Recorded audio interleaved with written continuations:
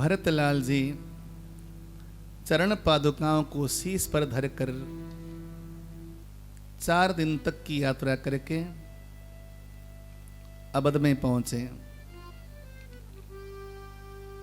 और अयोध्या में पहुंचकर राज सिंहासन पर श्री सीताराम जी के चरण पादुकाओं को रखा और स्वयं कहाँ गए? नंदीग्राम में। जरा भरतलाल जी की साधना कैसी है उसको ध्यान दो। मेरे राम जी अगर कुशा की चटाई में सोते हैं, धरती पर सोते हैं, तो ये दास धरती पर भी नहीं सोएगा। ये केवल भगवान के प्रति भक्त का त्याग नहीं है, ये अपने बड़े भाई के लिए छोटे भाई का त्याग भी है। बोलो जय श्री राम। जय श्री राम। इस दुनिया में वही इंसान प्यार पाता है जो त्याग कर सकता है। यदि आप अपनों के लिए कुछ त्याग नहीं कर सकते तो अपनों का प्यार भी नहीं पा सकते। नोट करके ले जाना, जितना तुम त्याग कर सकते हो उतने ही तुम्हें अपने लोग प्यार करेंगे, अपने लोग तुम्हें सम्मान देंगे। तुम यदि केवल स्वार्थ की जिंदगी जी रहे हो और तुम प्यार चाहते हो, लोगों का सम्मान चाहते हो, तो कदापि होने वाला नहीं है। तुम सामने वाले के लिए त्याग कर सको तो दुनिया तुम्हें प्यार करेगी, तुम्हें सम्मान देगी। इस जगत में सम्मान केवल त्याग की होती है। त्याग दोगे तो सम्मान मिलेगा। भरतलाल जी ने सोचा कि मैं तो कुशा की चटाई पर भी नहीं सोऊंगा। कहा जाता है कि धरती के नीचे 4 फुट का गहरा गड्ढा बनाया और गड्ढा बनाकर भरतलाल जी ने कुशा का घास बिछाया और उसी में रात्रि को सोते। बाकी समय में राम सिया राम सिया राम सिया राम सिया का जप करते। अहरनिश भजन चलता। भोजन की अगर बात करें तो कंदमूल फल भी नहीं खाते भरतलाल जी। गौ माता को जौ खिलाया जाता। गौ माता को जौ खिलाने के बाद जो गौ माता गोबर करती थी उस गोबर को धोया जाता। धोकर उस में से जो जौ के दाने निकलते, उन जौ के दानों को धूप में सुखा करके पत्थर से पीस करके केवल 24 घंटे में 1 मुट्ठी वो जो जौ का सत्तू है वो खाते और सरजू नदी का जल पीते और अहरनिश राम सिया का भजन करते। तप करते करते सारा शरीर कृशकाय हो गया था। जो साधना राम जी वन में करते उससे भी कई गुना ज्यादा कड़ी साधना भरतलाल जी नंदीग्राम में करते। इस प्रकार उन्होंने 14 वर्ष बिताया। ये भरतलाल की साधना है। इसलिए गोस्वामी जी ने कहा कि अगर राम साक्षात भगवान है, साक्षात परमात्मा है राम, तो राम की जो प्रेम मूर्ति है, प्रेम मूर्ति तो भरतलाल जी हैं।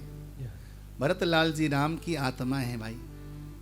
ऐसे भरत को नमन कीजिए, वंदन कीजिए, प्रणाम कीजिए, जिनकी कृपा से हमें राम भक्ति की प्राप्ति हो। सिया राम प्रेम पीयूष पूरन होत जन मन भरत को। मुनि मन अगम जम नियम समदम विषम व्रत आचरत को। सुखदाह दारिद दम्ब दोषन सुजस मिस अपहरत को। कलिकाल तुलसी से सठन हटि हटि राम सन्मुख करत को। हाँ राम सन्मुख करत को। हाँ राम सन्मुख करत को। यदि भरतलाल जी का जन्म नहीं होता तो प्रेम की मूर्ति, प्रेम का स्वरूप क्या हो सकता है दुनिया में कौन जान सकता था। त्याग की अंतिम सीमा क्या हो सकती है दुनिया में कौन समझ सकता था। भरतलाल जी को देखकर हमें समझ में आती है कि दुनिया में केवल और केवल प्रेम की बदौलत भगवान को पाया जा सकता है। नारायण प्रीतम निकट सोई पहुंचन हार। नारायण प्रीतम निकट सोई पहुंचन हार। गेद बड़ा बनावे शीश को और खेलत बीच बाजार।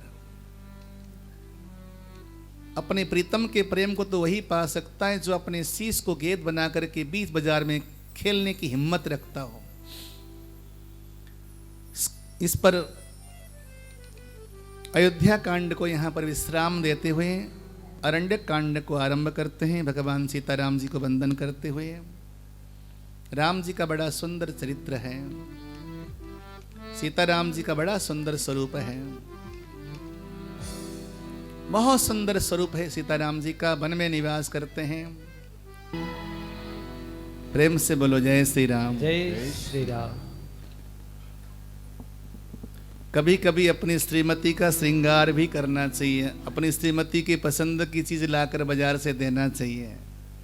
आज राम जी ने स्वयं फूलों को चुना, पुष्प चयन करके माँ जानकी के लिए फूलों का गजरा बनाया, और न केवल गजरा बनाया बल्कि माँ जानकी को पहनाया।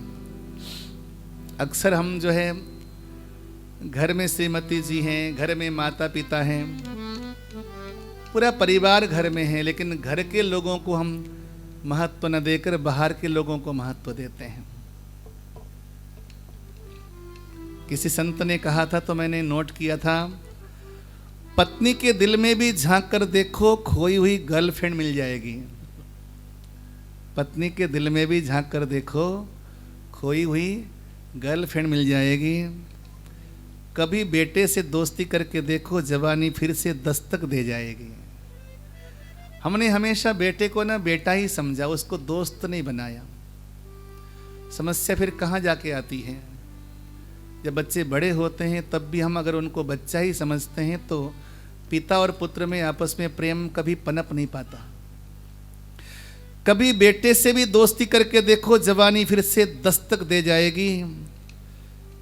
सबसे पहला दोस्त याद करके देखो, माँ की दोबारा से याद आ जाएगी। हर इंसान की पहली दोस्त तो माँ ही होती है। सबसे पहला दोस्त याद करके देखो, माँ की याद पुनः आ जाएगी। बूढ़े बाप से दो बातें करके देखो, एक सुलझी हुई दोस्ती घर में ही मिल जाएगी। बूढ़े बाप से बातें करके देखो, एक सुलझी हुई दोस्ती घर में ही मिल जाएगी। क्यों दोस्तों में रिश्ते ढूंढते हो? रिश्तों में दोस्ती ढूंढो, जिंदगी संवर जाएगी। हम अक्सर क्या करते हैं, हम बाहर दोस्तों में रिश्ते ढूंढते हैं, लेकिन घर में ही रिश्ते हैं, क्या उनको हम दोस्त नहीं बना सकते? एक बहुत बड़े समाजशास्त्री कहते हैं कि लोग अपने लोगों को दोस्त इसलिए नहीं बनाता क्योंकि इंसान अपनी कमी उजागर होने से डरता है। इसलिए वो उन लोगों को दोस्त बनाता है जो उसके बारे में नहीं जानते। लेकिन सच्चाई तो है कि असली दोस्त वो है जो तुम्हारे अंदर की कमियां प्रकट करके तुम्हारे सामने रख दे, बेटा ये तेरी कमी है ना। असली दोस्त वो है जो तुम्हें तुम्हारे भीतर की कमियों को दिखा दे। आज भगवान ने अपने हाथों से गजरा बनाया और गजरा बनाकर मां सीता को पहनाया, अपनी पत्नी को पहनाया। शास्त्र कहते हैं कि तुम्हारे परिवार में, घर में जो भी हैं, आप उनको प्रोत्साहित करो। पत्नी अगर अच्छा भोजन बनाती है तो उसकी बड़ाई करो, और पति अगर अच्छा काम करते हैं तो अपने पति की बड़ाई करो। ये जो छोटी छोटी बातें हैं ना, इसके द्वारा घर परिवार में मधुरता बढ़ती है और सामने वाले को हिम्मत बढ़ती है। आज यदि श्रीमती ने अच्छा भोजन बनाया, आपने बड़ाई कर दी, तो निश्चित है कि अगली बार और अच्छा बना के खिलाएगी। बोलो जय श्री राम। जय श्री राम। आज अगर पति को कुछ विशेष उपलब्धि हुई है, आपने अगर उनको प्रोत्साहित किया तो और अच्छा काम करने का प्रयास करेंगे। हर इंसान की नजर में ना पति पत्नी एक दूसरे के पूरक होते हैं, और पति हमेशा चाहता है कि मेरी पत्नी मेरी बड़ाई करे, और पत्नी हमेशा चाहती है कि मेरा पति मुझे प्रोत्साहित करे। ये सच्चाई है कि नहीं, जरा बोलो। लेकिन झूठी बड़ाई भी नहीं करनी चाहिए। जो कमियां हैं उसको उजागर करना ही होगा। नहीं तो सुधार कैसे होगा। एक व्यक्ति एक बार निर्मल बाबा के पास गया, उसका व्यापार अच्छा नहीं चल रहा था, तो बाबा ने कहा कि मुझे भोजन की थाली क्यों सामने प्रकट हो रही है, भोजन की थाली नजर आ रही है। बोले क्या बाबा क्यों? बोले तुम्हारी पत्नी भोजन बनाती है? बोला हाँ बनाती है। तो तुमने कभी अपनी पत्नी के भोजन की तारीफ की है? बोला कभी नहीं की। बाबा बोले कृपा वहीं पे अटकी हुई है, तुम अपनी पत्नी के भोजन की तारीफ करो, क्योंकि उसी से तेरा व्यापार अच्छा हो जाएगा। अब बंदा थोड़ा सा ढीठ था, लेकिन सोचा कि चलो तारीफ कर ही देता हूँ। सुबह सुबह नाश्ते के टेबल में बैठा, श्रीमती ने 4 पराठे परोस दिए सामने, और पराठा खाता जा रहा, तारीफ करता जा रहा, वाह क्या पराठे हैं। उसने व्यापार जो सही करना है, वो असली तारीफ तो थी नहीं। क्या पराठे बनाए, गोभी के भी और पनीर के भी, क्या बात है, ऐसे पराठे मैंने जिंदगी में कभी खाए नहीं। तो पत्नी को बड़ा गुस्सा आया, भीतर से बेलन लेकर आई और 4 बार जड़ दिया। शर्म नहीं आती तुमको? मैंने जिंदगी भर भोजन बनाकर तुम्हें खिलाया, कभी तुमने तारीफ नहीं की। और आज मुझे कहीं जाना था तो मैंने पड़ोसन को बोला था पराठे बनाने के लिए, पर पड़ोसन के पराठे की इतनी तारीफ, 4 बेलन और जड़ दिया। तो कहने का मतलब ये है कि अपने जीवन साथी की उपलब्धियों की तारीफ करनी चाहिए, लेकिन झूठी नहीं, बनावटी नहीं। बनावटी जिंदगी जीना छोड़ दो, जो भीतर जो है उसी को बाहर प्रकट करो। अपने लोगों के बीच में बनावटीपन कैसा, और उसकी सच्ची तारीफ करो।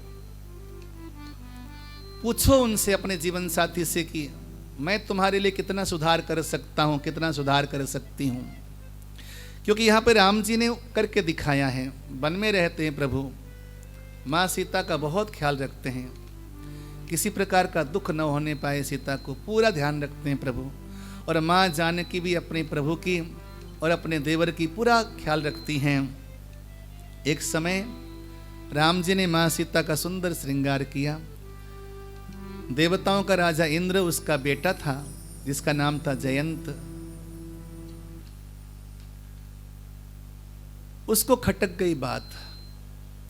जो इंसान दूसरों के घर में झांकता है ना, वो इंसान कभी भी सफल नहीं हो सकता, और वो इंसान हमेशा दुख पाता है, वो केवल भटकता है। दूसरों के घर में दूसरों की चीजों को झांकने वाला इंसान कभी संतुष्ट नहीं हो सकता, कभी खुशहाल नहीं हो सकता।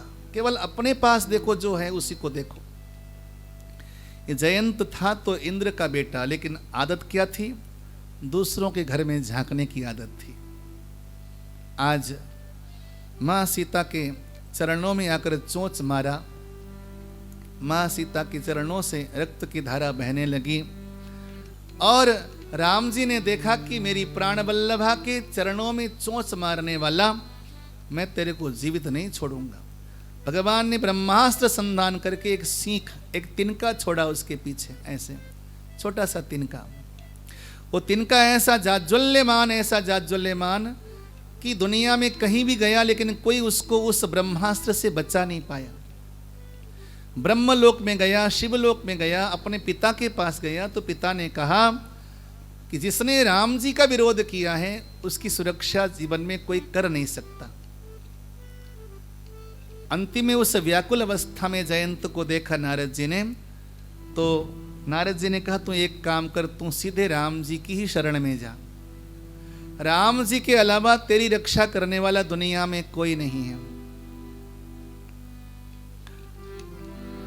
मातु मृत्युं पितु समन समाना, सुधा होई विष सुनो हरि जाना। मित्र करहीं सत रिपु के करनी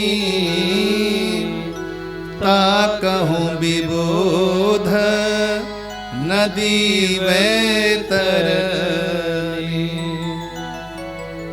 जो राम के विमुख हैं, राम अगर विरोध में चले जाएं, उसकी सगी माता उसके लिए मौत बन जाती है और पिता यमराज बन जाता है। यदि भगवान हमारे विरोध में चले जाएं तो दुनिया में कोई हमारा अपना नहीं बन सकता। सुधा होई बिस सुनु हरि जाना। हे गरुड़ जी, उस इंसान के लिए अमृत जहर बन जाता है। यदि राम अगर हमारे पक्ष में हो तो विष हमारे लिए अमृत बन जाता है।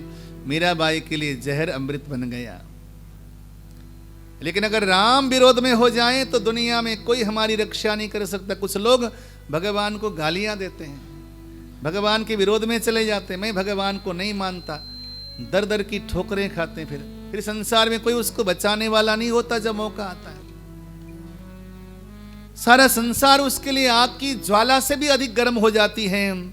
इसलिए कभी राम के विरोध में नहीं जाना चाहिए। आज विकल जयंत नारद जी की शरण में गया। नारद जी ने कहा, जा तू जाकर राम जी की शरण में गिर जा।